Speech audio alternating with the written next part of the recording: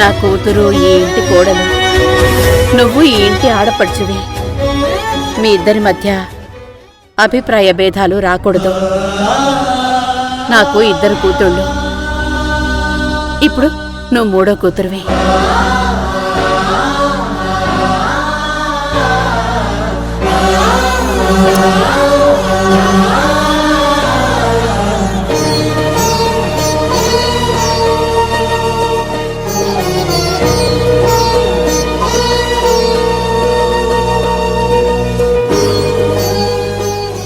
అమ్మా,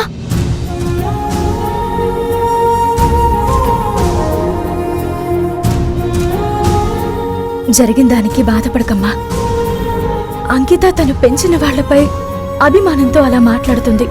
కావేరి, నువ్వు ఈ ఇంటి కోడలివి. ఇక్కడ జరిగే మంచికి చెడుకి నువ్వే బాధ్యురాలివి. అంకిత ఈ ఇంటికి తనొక్కతే రాలేదు. తన వెంట దుర్మార్గాన్ని, దౌర్జన్యాన్ని వెంట పెట్టుకుని వచ్చింది. కడివెడు పాలల్లో ఒక్క ఉప్పు రవ్వ పడితే మొత్తం పాలు విరిగిపోతాయి. అలాగే నిండు కుటుంబంలోకి ఒక దుర్మార్గురాలొస్తే కుటుంబం దారి తప్పుతుంది. అలాంటిది నీ ఇంటికి ఒక్కరు కాదు, ఇద్దరొచ్చారు. జాగ్రత్తగా ఉండమ్మా. రుక్మిణక్క, ఈ విషయంలో నువ్వేం కంగారు పడకు. వాళ్ళ సంగతి నేను చూసుకుంటాను.